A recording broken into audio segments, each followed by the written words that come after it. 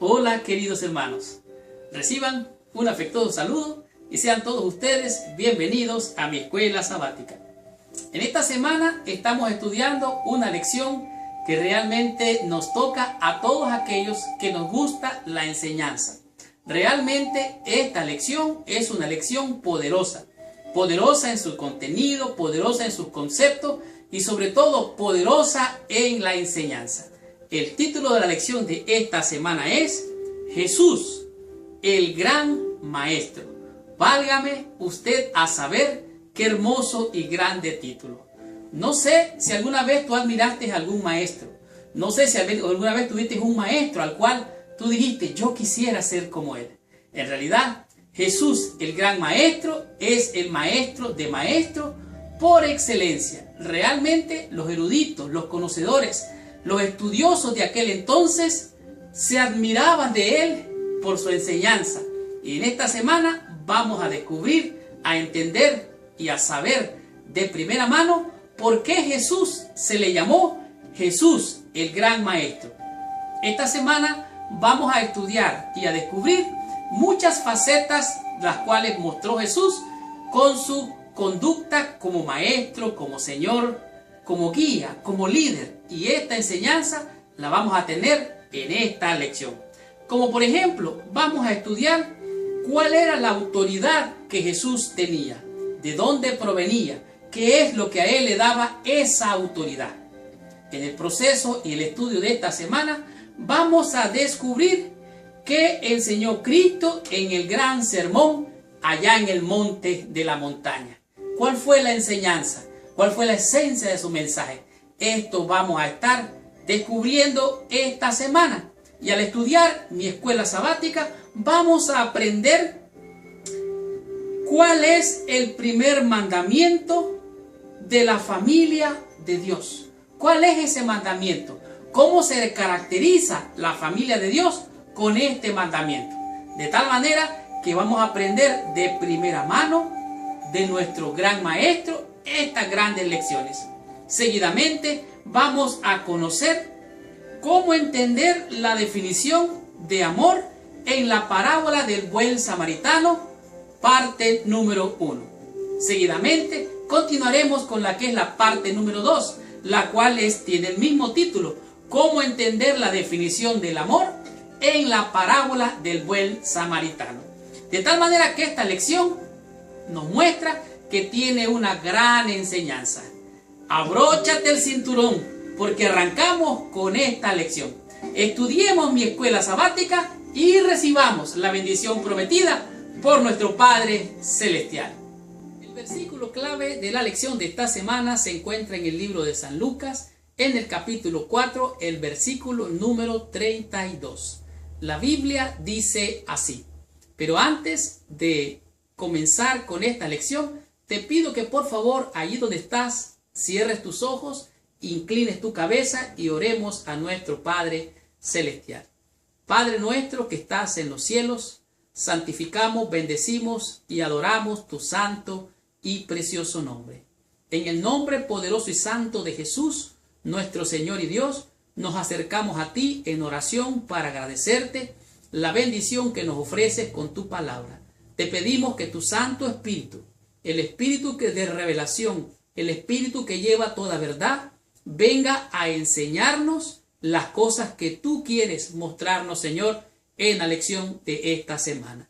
Visítanos, Señor, quédate aquí con nosotros, te damos la bienvenida y te rogamos que nos bendigas en el santo y precioso nombre de Jesús, nuestro Señor.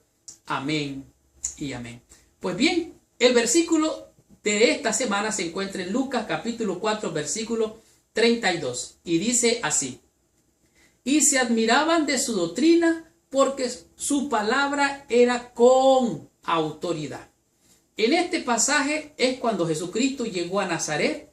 Él leyó la escritura, leyó el libro de Isaías. Y en este contexto, allí se muestra a Jesucristo haciendo maravillas, pero más que eso, hablando, enseñando su doctrina. ¿Por qué? Porque era la doctrina del Padre. Y esta doctrina no era una doctrina terrenal, común, o doctrinal de alguna secta o religión popular. Era la palabra de Dios que venía con autoridad. Es muy interesante entender esto de la autoridad y lo vamos a ver un poquito más adelante. Ustedes van a saber a qué me refiero con la autoridad. De tal manera que la palabra de Cristo era con autoridad, era con poder, era con seguridad. Él hablaba y las cosas se hacían. Él tenía el poder. ¿Dónde? En su palabra. Estudiemos qué es lo que nos dice en esta semana la lección con el tema Jesús, el gran maestro. En realidad, cuando Cristo vino a la tierra, existía un mundo en caos. El nivel de los cimientos de la sociedad estaba muy bajo. La vida estaba degradada. Los seres humanos se miraban unos por debajo del otro, como siempre ha sucedido. Lamentablemente, el mismo cimiento de la sociedad estaba destruido. Era una vida falsa, una vida superficial la que se vivía en aquel entonces. Había llegado a ser falsa y artificial, así lo dice la lección. Hartos de fábulas y mentiras y deseosos de ahogar su pensamiento, los hombres se volvieron hacia la incredulidad y el materialismo. Al excluir de sus cálculos la eternidad, vivían para el presente solo para satisfacer sus deseos egoístas. La humanidad iba en decadencia realmente. De tal manera que había un descuido humano, había una crueldad social y en realidad el hombre estaba sobre el hombre como rapiña, tratando de sacar ventaja y la dignidad humana estaba a su nivel más bajo de degradación. A medida que dejaban de reconocer al ser divino, oye, ese era el problema, dejaban de tener consideración por el ser humano, la verdad, el honor, la integridad, la confianza y la compasión, iban abandonando la tierra. O sea, se iba multiplicando la maldad y el amor se iba enfriando. ¿Qué es lo que entonces buscaban? El pueblo común, dice, se le consideraba como bestias de carga, como instrumentos o escalones para lograr lo que se ambicionaba. Se buscaban como el mayor bien, la riqueza, el poder, la comodidad y los placeres. Esa era la prioridad de aquel entonces. Por eso tenía que venir Cristo. La degradación física, el sopor mental y la muerte espiritual eran las características de aquella época. De tal manera que se vivía un mundo en caos. Cuando Cristo vino, había un mundo en tinieblas. Por eso es necesario que Cristo venga otra vez para deshacer estas obras que hoy todavía persisten, las obras de las tinieblas. Estudiemos la lección de escuela sabática y recibamos mayor bendición estudiando la lección del día domingo con el tema que es la autoridad de Jesús. Muy bien. La sección del día domingo nos muestra lo que es la autoridad de Jesús. Alguien una vez dijo, las palabras convencen, pero los hechos arrastran a la gente. Esto realmente, ciertamente es verdad. La palabra que tiene resultados es mejor que la palabra dicha que no tiene contenido, que es vacía. Como quien dice, hablar por hablar. Como alguien dijo por allí, entre más ruido hace la carreta, menos carga lleva. Como médico y erudito, Lucas conocía de primera mano todo lo que significaba la autoridad. Realmente él conocía lo que era la autoridad griega, hablando de las leyes, porque él era de origen griego. Él también conocía lo que tenía que ver con la autoridad romana por su relación entre estos dos mundos, asimismo por la parte religiosa y la judía. Él comprendía todos estos temas, de tal manera que él entendía lo que era la educación, lo que era tener conocimiento y autoridad en un tema en particular. Conocía la autoridad de la ley romana en sus asuntos civiles y las funciones gubernamentales. Como compañero de viaje de Pablo, conocía la autoridad eclesiástica que el apóstol ejercía sobre las iglesias que él establecía, de tal manera que él entendía en lo que era la parte jerárquica. Recuerde, él era un doctor, él había estudiado en alguna universidad de aquel entonces lo que era su profesión. Ahora, Lucas entendía que la autoridad está en el centro de la posición de una persona, en una función de las instituciones. Es una función del Estado, una forma y parte de la relación de un maestro con sus seguidores. Ahora, hablando de autoridad, esta palabra viene de autor Y un autor es alguien que escribe. En el mundo literario, un autor es un escritor que escribe sobre un tema en el cual él es un experto. Él tiene el conocimiento, él tiene la sabiduría, porque él ha vivido por experiencia, por observación, ha visto todos estos, podríamos decir, fenómenos que él escribe y él los da a conocer. Él es el autor, él es el creador de un libro en el cual él demuestra que tiene autoridad sobre este tema. Y de aquí estamos hablando de ese asunto, de la autoridad. Lucas compartió con sus lectores que había algo incomparable acerca de Jesús y su autoridad. O sea, él lo vio de primera mano. Y para esto vamos a leer Lucas capítulo 8, versículo 22. Vamos a ver Lucas capítulo 8, versículo 22. Y aquí vamos a ver parte de lo que es la autoridad. Digo es porque sigue siendo. Aquí está Lucas 8, versículo 22. Dice, ok, Lucas 8, versículo 22. A ver, algo aquí no nos cuadra. Lucas 8, del 22 al 25. Ok, aquí está. Versículo 25. Este fue cuando Jesús llevó a los discípulos en la barca, iban ellos navegando y llegaron al otro lado. Entonces pasó lo que nosotros conocemos, la tormenta. Y el versículo 25 dice, y les dijo, ¿dónde está vuestra fe? Jesús les dijo por lo que habían pasado. Y atemorizados los discípulos se maravillaban y se decían unos a otros, ¿quién es este que aún los vientos y a las aguas manda y le obedecen? O sea, Jesús hablaba con autoridad, el agua y el viento se calmó. ¿Por qué? Porque Cristo es el autor y consumador de nuestra fe.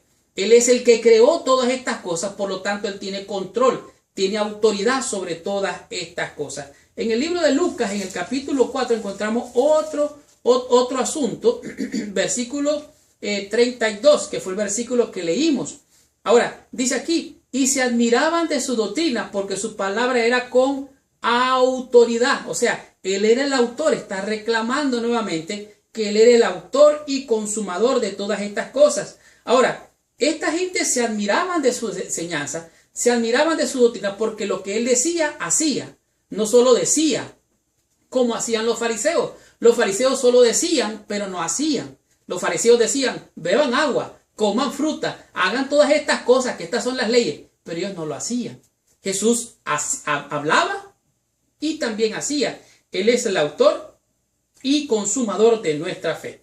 Jesús también dice aquí en el libro de Lucas, en el capítulo 7, versículo 49, en el 12, 8 también, se revela que Jesús perdonaba pecados. Ahora, ¿quién podía perdonar pecados si no solo Dios? Bueno, pues Cristo perdonaba pecados porque Él era Dios. Él era el autor de toda la creación. Esa era su autoridad. El Espíritu de Dios que moraba en Él era el poder que gobernaba todos los mundos. Y Él tenía ese poder, esa autoridad. Él estaba investido, estaba ungido, estaba ordenado para tener esa autoridad y ese poder. Él tenía la autoridad, por eso Él hablaba como autoridad. Hay gente que no cree en esto y no cree que tiene esa autoridad, no cree que tiene ese poder, no cree que ha sido investido de ese glorioso poder llamado por nosotros el Espíritu Santo. En el libro de Lucas, en el capítulo 10, dice este asunto, y miren lo que le dijo Jesús a sus discípulos, y eso también te corresponde a ti y me corresponde a mí. En el libro de Lucas, en el capítulo 10, el versículo 19, dice así, he aquí os doy potestad de hollar serpientes, escorpiones y sobre toda fuerza del enemigo, y nada os será imposible. O sea que Cristo, esa autoridad, ese poder, esa autoridad de reprender, te la ha dado a ti y me la ha dado a mí. Hay poder en el nombre de Jesús. Su Espíritu Santo te ha ungido, te ha ordenado para tener poder en el nombre de Jesús. Ahora, tú puedes decir, bueno, pero yo no tengo las credenciales de la iglesia. Tú estás investido del poder de lo alto. El Espíritu Santo está sobre ti. La autoridad que tú has recibido viene del cielo, no de los hombres. Entonces, ¿cuál es esta autoridad?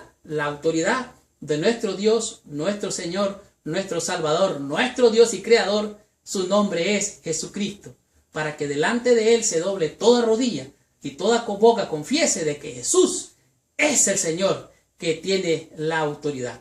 Estudiemos la lección del día lunes y descubramos qué nos dice en este día de lección con el tema que es el gran sermón de Cristo. La sección del día lunes nos presenta lo que es el gran sermón de Cristo. Para algunos, el gran sermón de Cristo o el sermón de la bienaventuranza fue el discurso inaugural de Cristo para su lanzamiento. Para algunos sería algo político, porque él estaba de alguna manera llamando la atención de su pueblo, de sus hijos, del pueblo de Israel que se volviera hacia él. Y en este contexto vemos cómo el sermón del monte de Mateo capítulo 5 al 7 es llamado a menudo la esencia del cristianismo. En otras palabras, Lucas proporciona una selección del sermón del monte de Mateo 5. Lucas capítulo 6 habla también del mismo sermón, pero se enfoca solamente en 4 bendiciones y en 4 ayes. Esto es lo que presenta aquí. Dice, Lucas ubica el sermón inmediatamente después de la elección oficial de sus discípulos. O sea, llamó a sus discípulos, a su equipo, y presenta el sermón inaugural o el primer discurso. Algunos eruditos lo llaman o lo han llamado la comisión de ordenación de los 12. En otras palabras, Cristo les estaba dando las instrucciones a sus discípulos para que ellos ejecutaran lo que el gran maestro les estaba enseñando. En el libro de Lucas, en el capítulo 6, está este gran discurso. Del versículo 20 en adelante dice así, Lucas capítulo 6.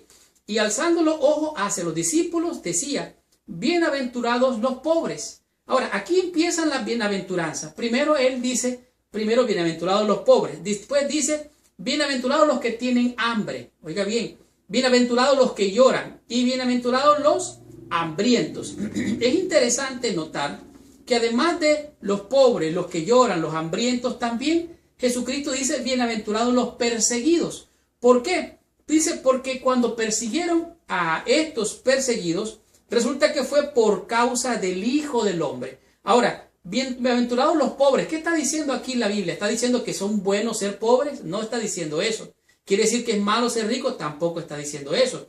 Está diciendo bienaventurados los pobres en espíritu. Aquellos que sienten hambre, sed, necesidad de Dios. Ellos son pobres porque no tienen nada de estas cosas. Por esta razón él dice que estos también son bienaventurados porque tienen hambre, porque buscan el alimento de Dios, quieren ser saciados del pan de vida. Estos son los hambrientos de los que está hablando aquí. También dice bienaventurados los que lloran.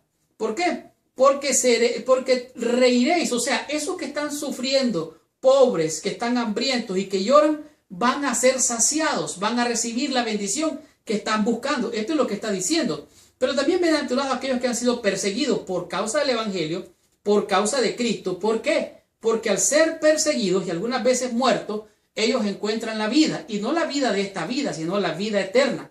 De tal manera que aquí lo dice claramente.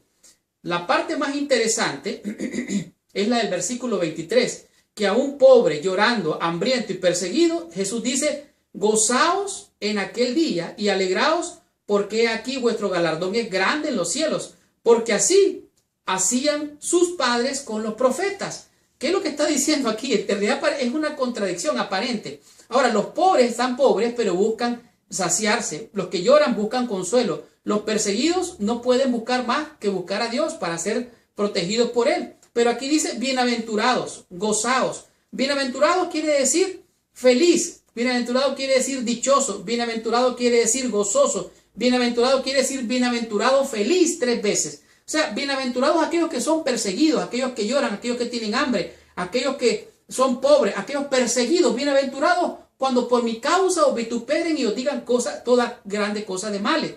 Ahora, la condición del cristiano debería de ser pobre. Esa respondes tú. ¿Cuál es la razón del cristianismo de tener gozo? Bueno, porque nuestro galardón es grande, no es por el gozo de esta tierra.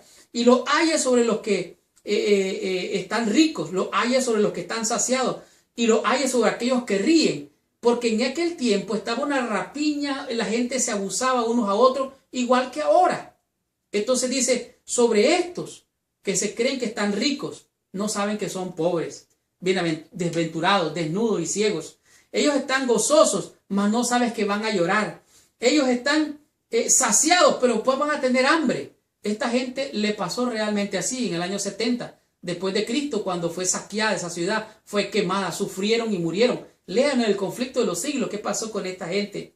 Ay de vosotros, dijo Jesús, cuando todos los hombres hablen bien de vosotros, porque así hacían sus padres con los falsos profetas. Cuando tú digas mentira, cuando digas el error, cuando digas la maldad y parezca que estás diciendo bien y te feliciten, preocúpate, porque estás de parte del malo, estás de parte de la maldad. Tienes que estar de parte del bien, aunque te acusen, aunque te señalen, aunque te persigan, aunque quedes pobre, aunque llores, aunque tengas hambre por causa del evangelio, Dios va a saciar tu necesidad. Así es que no debes de preocuparte. Ahora, la parte interesante aquí es que Jesucristo enseñó amor. Él enseñó amor, demostró amor, expresó amor y actuó en concordancia con su sermón.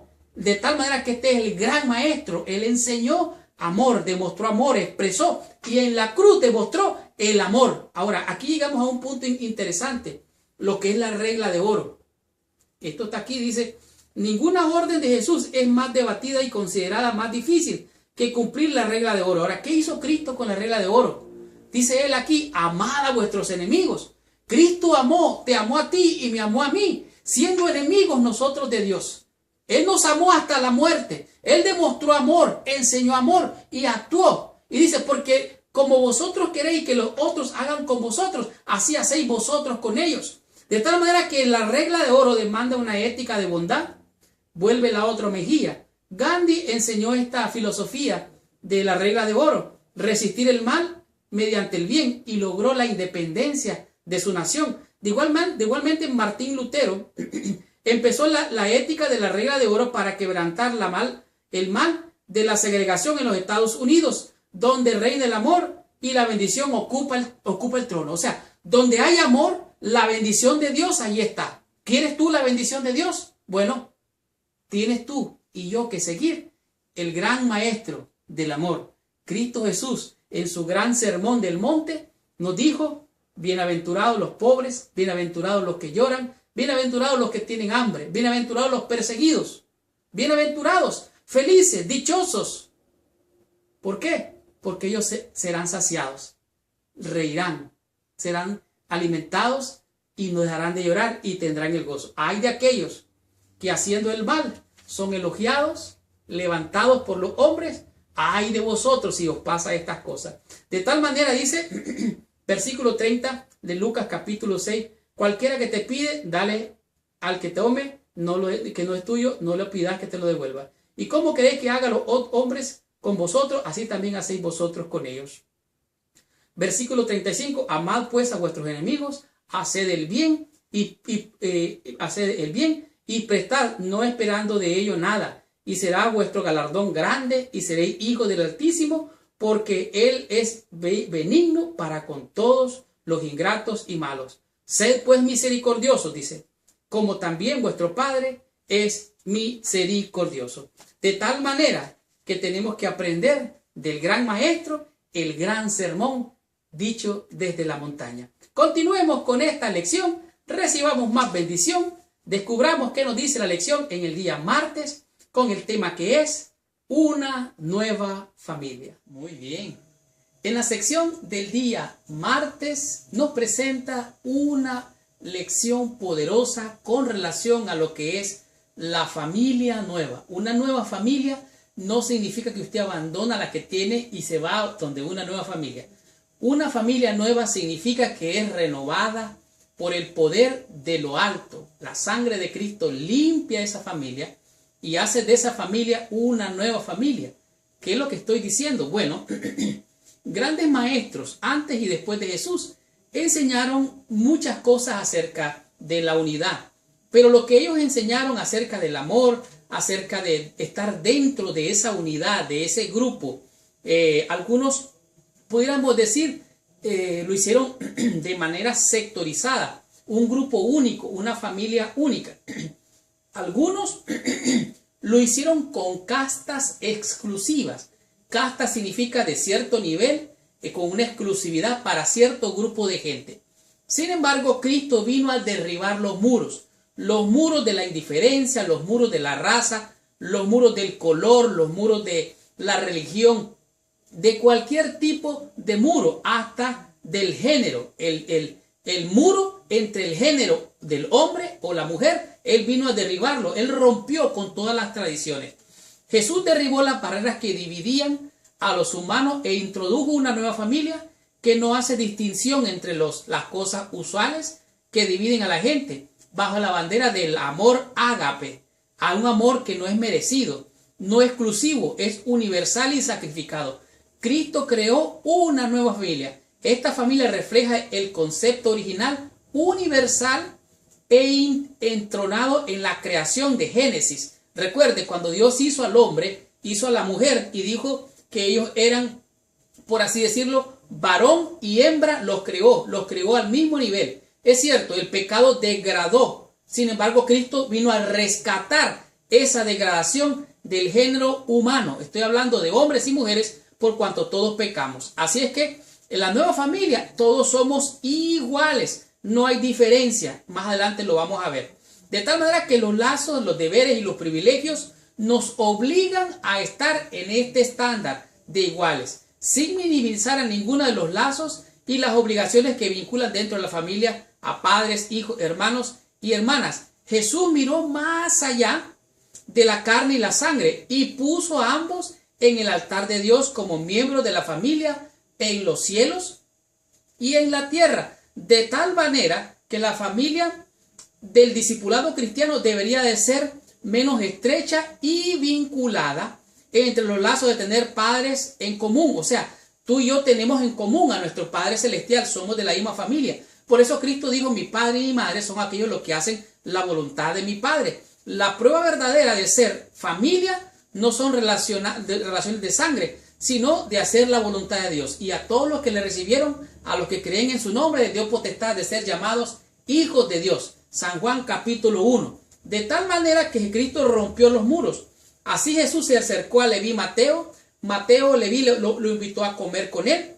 Y los fariseos dijeron, mira, este come con los publicanos, con los pecadores come él. Cristo rompió las barreras. Con los pecadores él rompió esa barrera y llegó hasta ellos. Asimismo, el centurión romano, oiga bien, era un centurión romano. Él no debería haber recibido la bendición de la sanidad de su siervo. Sin embargo, en el libro de Lucas, en el capítulo 7, versículos 6 y 7, oiga lo que dice. Y Jesús fue con ellos cuando el centurión lo llamó que fueran de su casa porque su hijo estaba enfermo. El muchacho que era soldado de él estaba enfermo. Dice, pero cuando ya no estaba lejos de la casa, el centurión envió a él unos amigos y diciéndole, Señor, no te molestes, pues no soy digno de que entres bajo mi techo, le dice el centurión, por lo que ni aún tuve por digno de venir a ti, pero di la palabra, Señor. O sea, hay que ver la autoridad y el poder de la palabra. Di la palabra y mi siervo sanará. De tal manera que Cristo sanó a aquel hombre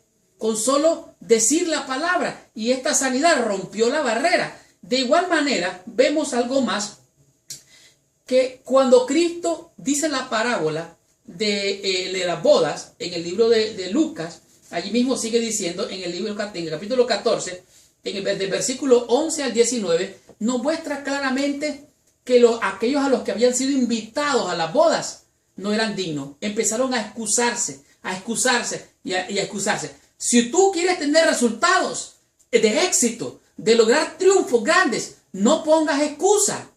Tienes que tener resultados. Si pones excusa, no vas a llegar a ninguna parte. Así que estos comenzaron a excusarse y entonces dijo el padre de familia, no son dignos. Entonces le dijo a su siervo, ve pronto por la plaza y por las calles de la ciudad y trae acá a los pobres, a los mancos, a los cojos, a los ciegos. Y dijo el siervo, Señor, se ha hecho como mandaste y aún hay lugar. Hay lugar en la amplia viña para hombres, para mujeres, para jóvenes, para adultos, para todo aquel que quiera hacer la obra del Señor. En unidad, un solo ejército para hacer esta grande obra. Dios no discrimina a nadie. Los hombres discriminan poniendo barreras entre unos y otros. Pero con Cristo no es así. ¿Cuál es tu excusa? Dime cuál es tu excusa. Yo no puedo ponerle excusa. Si un niño o una mujer quieren hacer la obra del Señor, yo no tengo por qué ponerle barrera. Ahora, si Dios lo ha autorizado y lo ha ungido, ¿quién soy yo para cuestionar esto? De tal manera que yo no tengo que poner excusa ninguna. Y me impresiona grandemente lo que pasó, porque entonces todos los convidados entraron a la boda, entraron a la cena y lo disfrutaron. El versículo 15 dice aquí, bueno, oyendo uno de los que estaban sentados con él en la mesa, le dijo, bienaventurado el que coma pan en el reino de Dios. Y esto realmente es una gran bienaventuranza, aquellos que comamos pan en el reino de los cielos. Entonces, el reino de los cielos es inclusivo, no es exclusivo, no es de un grupo social, no es de un grupo, una religión, ni tampoco de una raza. Recuerda, dice, vi volar por en medio del cielo a otro ángel que tenía el evangelio eterno para predicarlo a todos los moradores de la tierra, a toda nación, tribu, lengua y pueblo. El evangelio es inclusivo, no exclusivo. De tal manera que todos somos uno. Ya no hay judío, ya no hay griego, ya no hay mujer, ya no hay varón. Todos somos uno en Cristo. De tal manera, entonces, que es por gracia la salvación, por amor a su nombre, somos de esta nueva familia, la familia que seremos parte del reino de los cielos. La nueva familia es una familia incluyente, que por amor, por gracia, ¿recibiste tú de gracia? Yo recibí de gracia, entonces hemos de dar de gracia sin discriminar a nadie, porque en la obra de Dios hay lugar en la amplia viña para todo aquel que quiera hacer la obra de Dios en la nueva familia de Dios.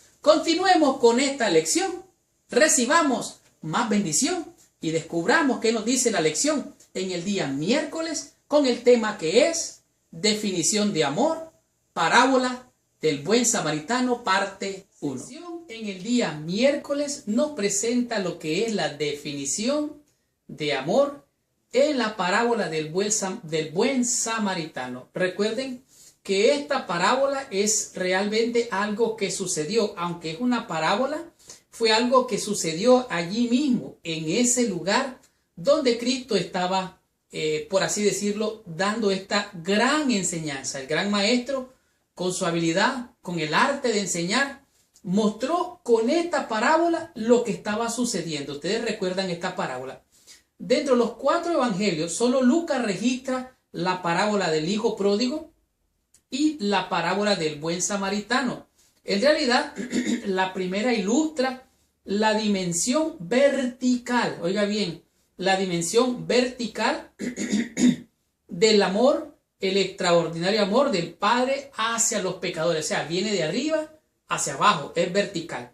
La segunda muestra la dimensión que realmente es horizontal, la clase de amor que debería caracterizar la vida humana, rehusando reconocer cualquier barrera. Jesús realmente es el prójimo, Él es realmente, podemos decir, el prójimo que cayó en manos de ladrones. Él fue ultrajado, abusado, golpeado.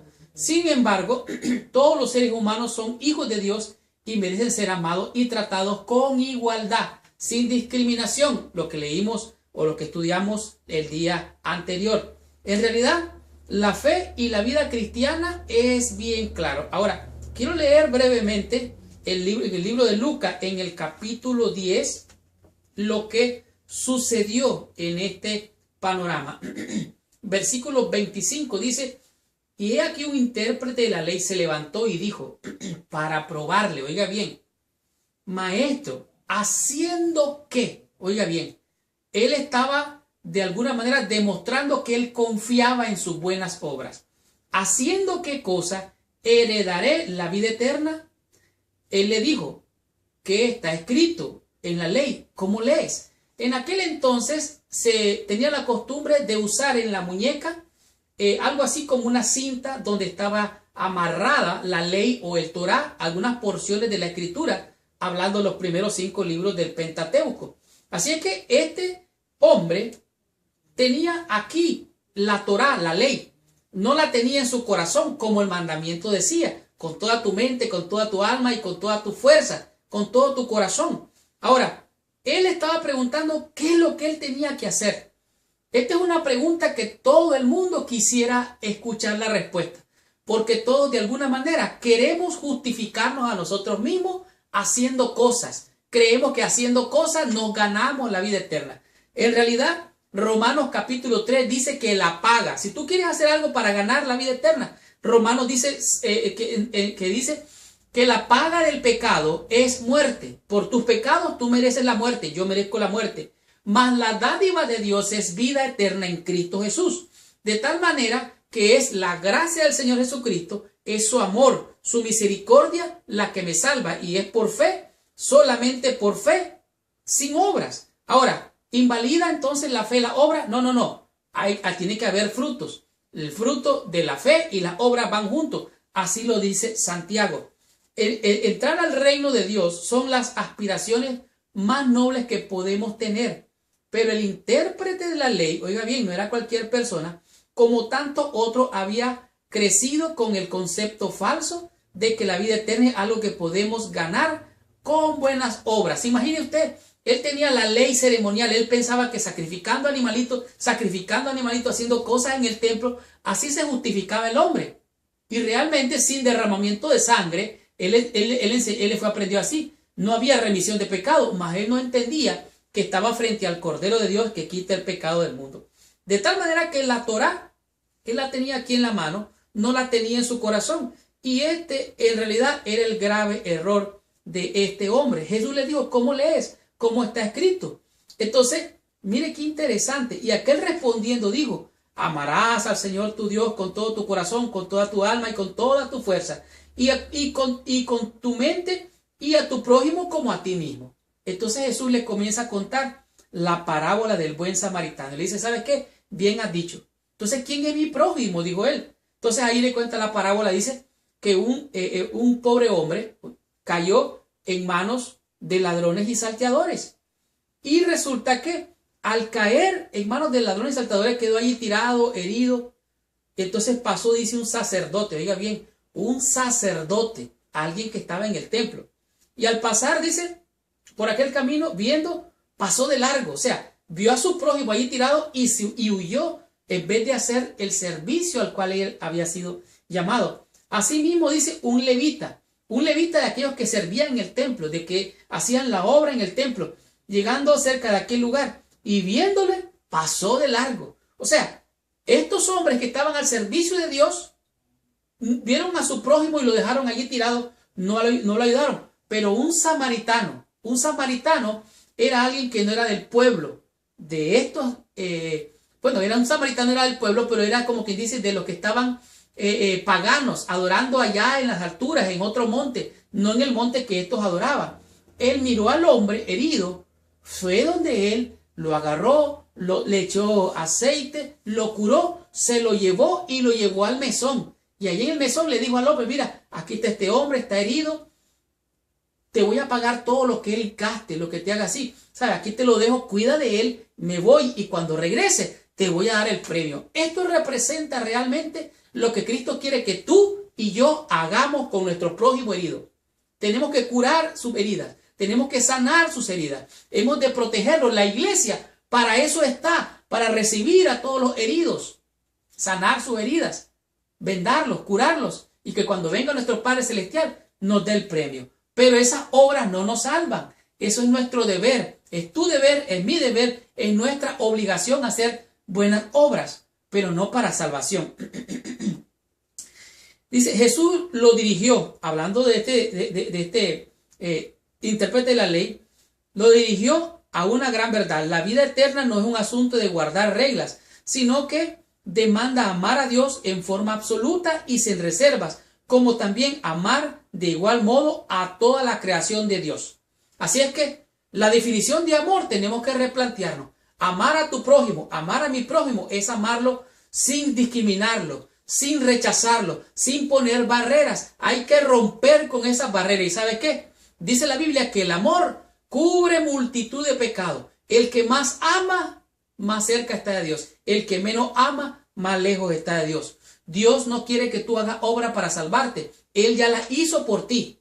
De tal manera que, como dice Efesios, porque por gracia sois salvos, y esto no de vosotros, pues es un don de Dios, no por obras de justicia, para que nadie se gloríe.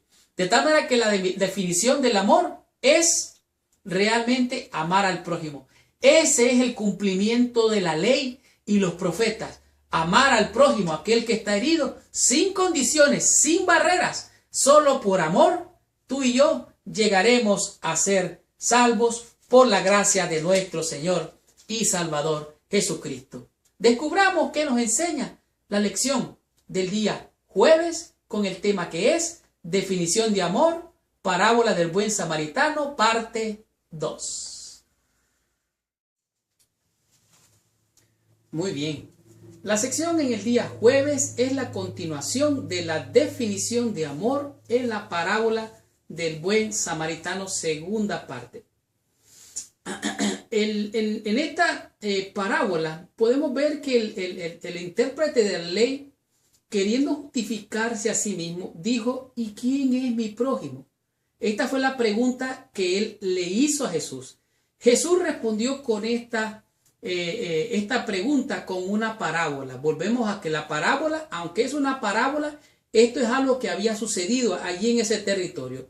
Técnicamente, el intérprete de la ley entendía quién era su prójimo, de acuerdo a Levíticos capítulo 19, versículo 18, donde se expresa que el segundo gran mandamiento define al prójimo como los hijos de su pueblo. Los samaritanos eran hijos del pueblo, igual que los judíos, solo que los samaritanos adoraban en un monte, y esto había hecho una división, podemos decir, algo que les hacía confrontarse constantemente. Y en el tiempo de Jesús la crisis era peor, era algo así como una guerra entre las dos, podemos decir entre los dos pueblos, aunque era la misma nación. Ahora, Jesús elevó al intérprete a una audiencia y a la audiencia a un plano superior para que él mismo interpretara.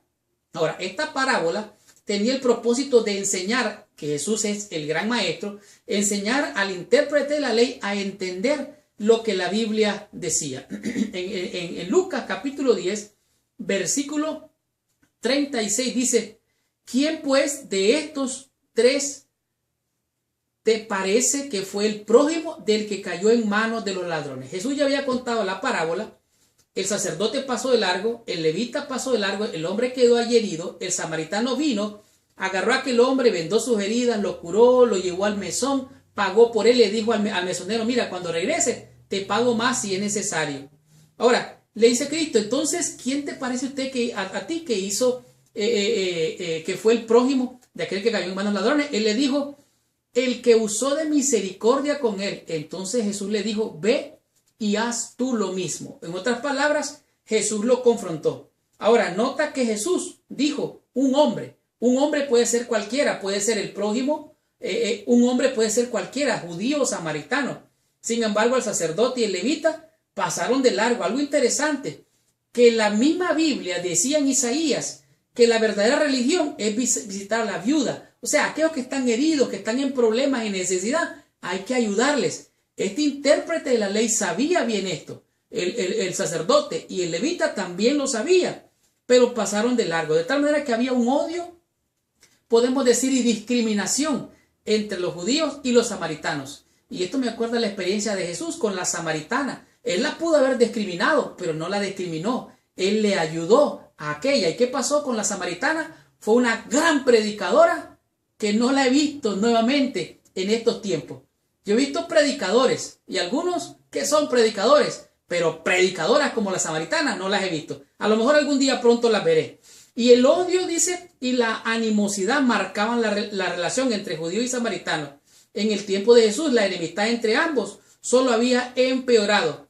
Al hacer, dice, del samaritano el héroe de la historia, Jesús demostró un punto muy interesante. En este caso, los judíos de una manera más fuerte de que si lo hubiera hecho de otro modo. O sea, él estaba mostrando que los samaritanos, que no eran parte aparentemente del pueblo judío, eran también el prójimo. O sea, eran prójimos los dos, eran hermanos. Sin embargo, estaban matándose entre ellos mismos. Todas estas partes del ministerio del samaritano juntas definen lo ilimitado que es el amor verdadero.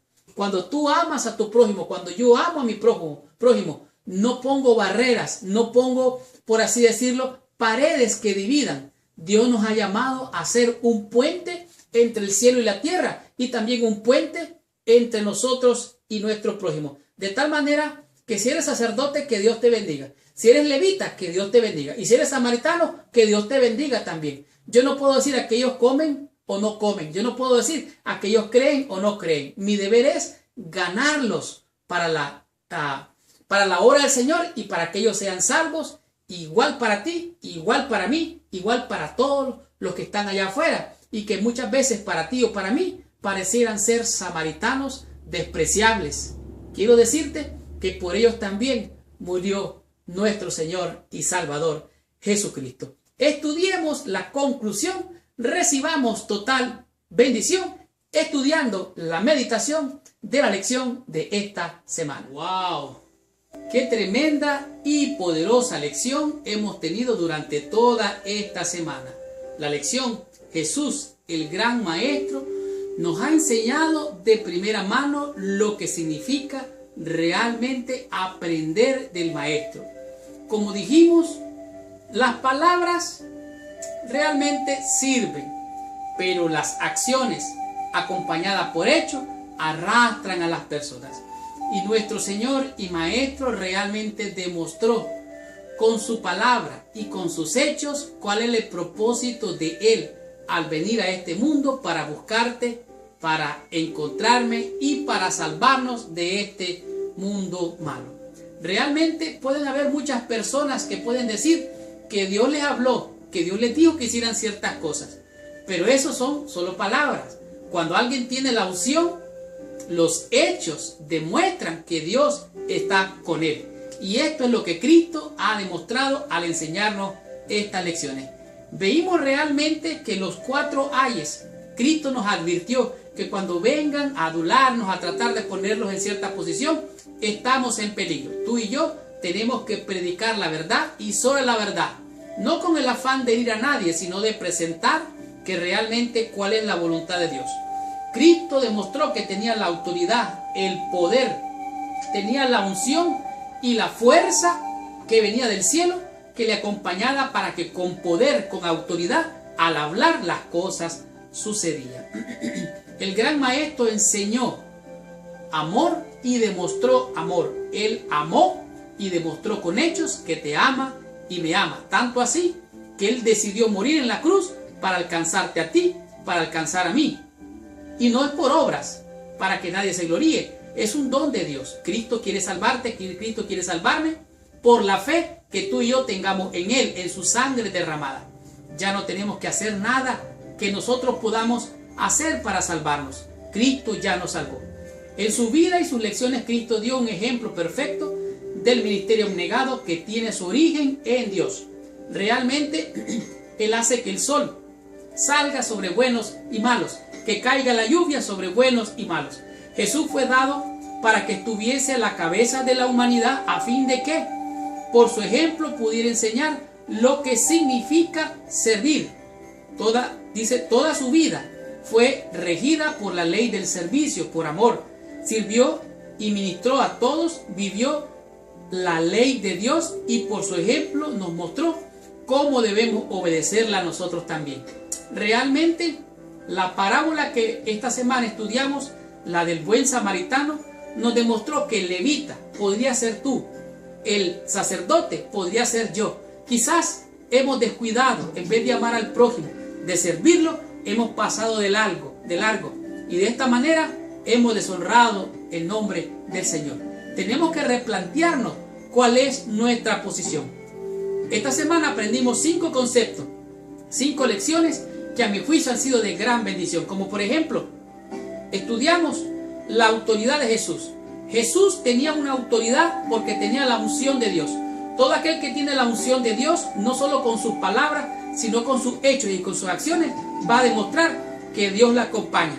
Sus resultados eran evidencia de que Dios estaba con él.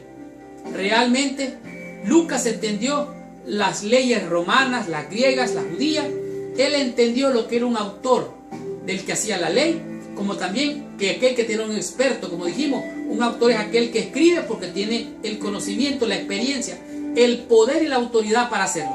Y este fue el caso de nuestro Señor y Salvador Jesucristo. Comprendimos también el tema número 2, el gran sermón de Cristo. Bienaventurados, ¿quiénes? Los que lloran, los que tienen hambre, los que son perseguidos.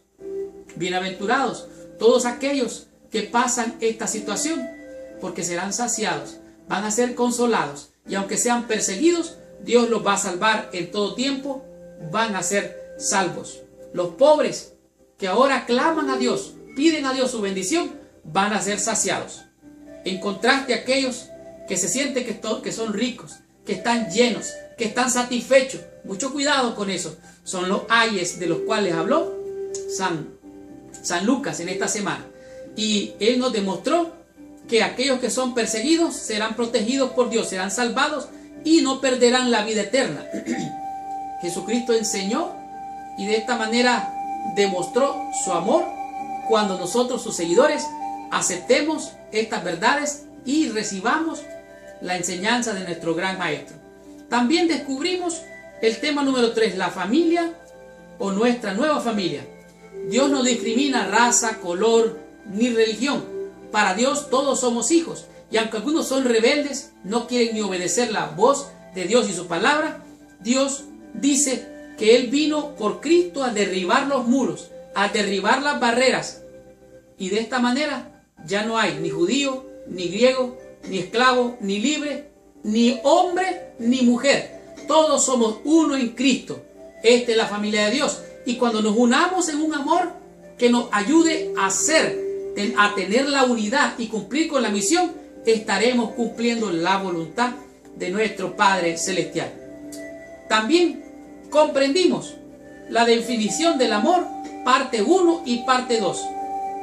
El hijo pródigo se encuentra en San Lucas, pero también la parábola del buen samaritano. Cristo confrontó al maestro de la ley con preguntas como él vino a tentarle. El sacerdote, el levita pasaron de largo, dejaron a aquel pobre hombre herido, y fue un samaritano el héroe de la historia. Él usó de misericordia, tuvo compasión por aquel hombre herido para enseñarte a ti y enseñarme a mí que no seamos como el sacerdote, no seamos como el levita, mejor seamos como el samaritano. Aunque muchas veces despreciado por la sociedad, él es una bendición en esta tierra. De tal manera que el Señor nos demostró amor. El verdadero amor no rechaza al prójimo, al contrario, lo abraza para salvación, como en el caso de este pobre hombre que cayó en manos de salteadores y ladrones. Y esta fue la lección número 9. La próxima semana vamos a estudiar la lección número 10, cuyo tema es seguir a Jesús en la vida diaria.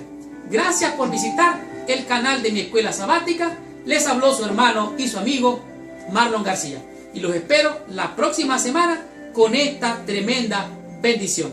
Y recuerda, si todo falla, Jesús es el camino, la verdad y la vida. Y nadie llega al Padre sino por medio de Él. Recuerda, si esta lección ha sido de bendición, compártela con todos tus amigos. Y si tú también quieres ser de bendición, pues comparte esta lección con todos nuestros amigos y con todos nuestros hermanos. Muchas gracias, que Dios te bendiga. Por favor, suscríbete a nuestro canal allá abajo, déjanos tu comentario, dinos de dónde nos estás viendo y que Dios te bendiga donde quiera te encuentres. Allí mismo, cierra tus ojos, inclina tu cabeza, oremos a nuestro Padre Celestial. Señor Dios y Padre nuestro, te alabamos, te bendecimos, te damos gracias por enviarnos a Jesús, nuestro gran Maestro y nuestro Señor. Ayúdanos a aprender, Señor, a ser como niños, sencillos, humildes, a amarnos los unos a los otros, a demostrar, Señor, y dar testimonio de que Cristo vive y reina en nuestros corazones. Gracias, Señor, por tu bendición. Te alabamos, te bendecimos y te damos gracias y te lo agradecemos y pedimos en el santo y precioso nombre de Jesús. Amén y amén. Muchas gracias. Que Dios te bendiga. Nos vemos la próxima semana.